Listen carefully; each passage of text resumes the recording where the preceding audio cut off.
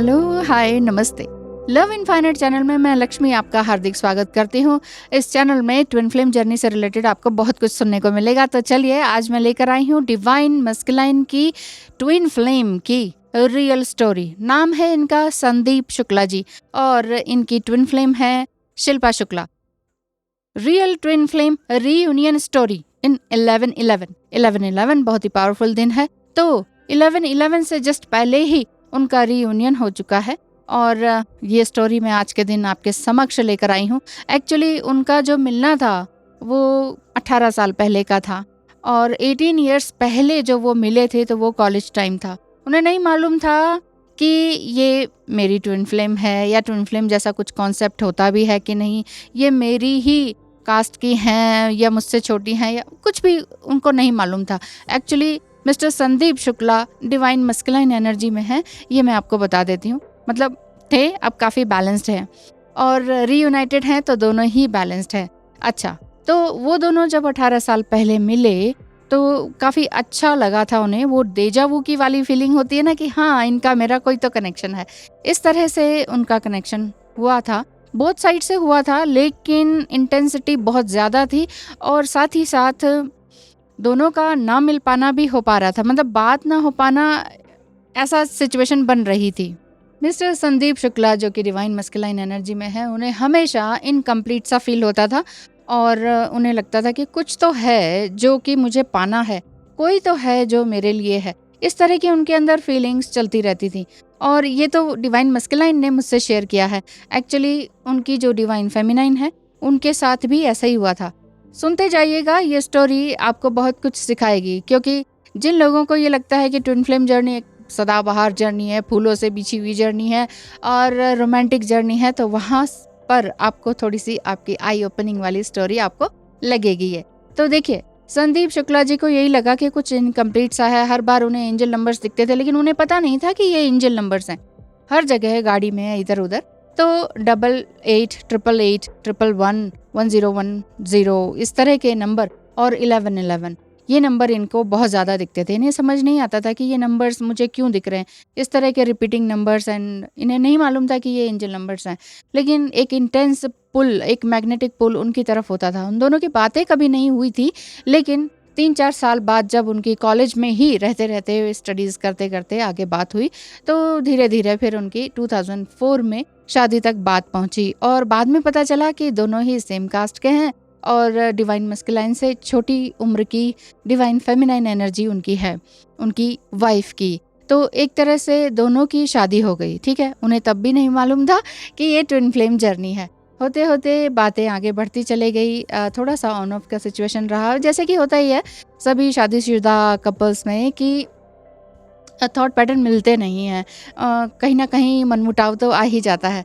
तो इस तरह से उनके साथ भी रहा और धीरे धीरे एक उनकी जो डिवाइन फेमिनाइन है वो कंसीव कर गई एंड देन उनका जो फर्स्ट बेबी बॉय था वो मिसकैरेज हो गया किसी न किसी कारण से। तो ये ट्रेजिक स्टोरी यहाँ से फिर स्टोरी शुरू होती है।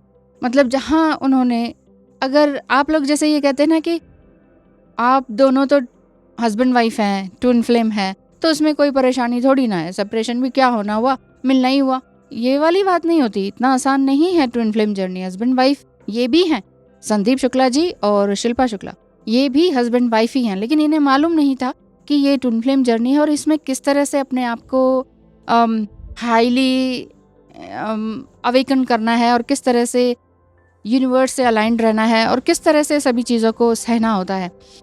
और जिन लोगों को ये भी मिथ्स है कि ट्विन फ्लेम में डिवाइन मस्कुलाइन 10 साल तक छोटा ही होना चाहिए, ये रूल है, तो कोई रूल नहीं है।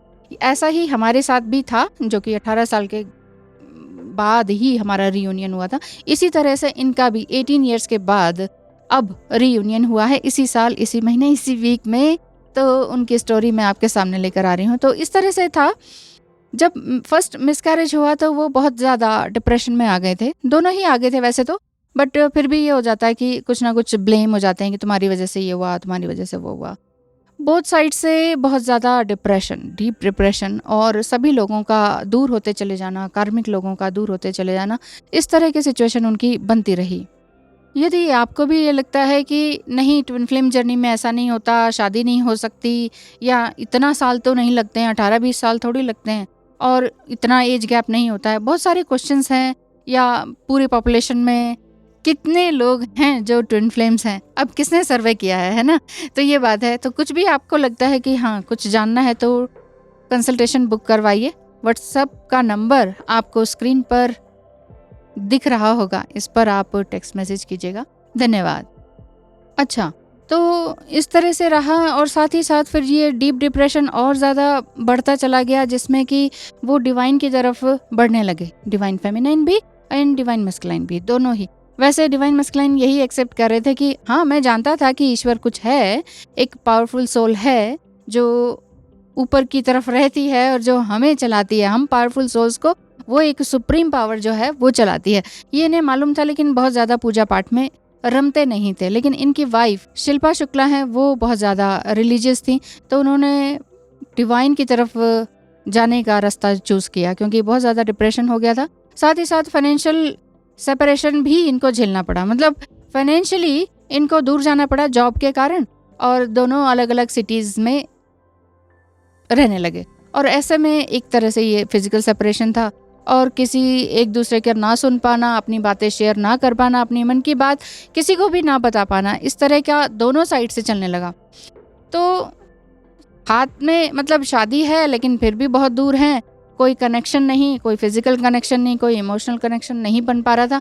हाँ, टेलीपैथिक कनेक्शन रहता था, इस तरह से नंबर्स भी उन्हें दिखते थे। बाद में वो दोनों अलग अलग रहने लगे, तो ये पता लगने लगा कि हाँ, हमारी बर्थ डेट्स में सिमिलैरिटीज़ हैं, हमारे रोल नंबर्स में सिंक्रोनिसिटीज़ होती हैं।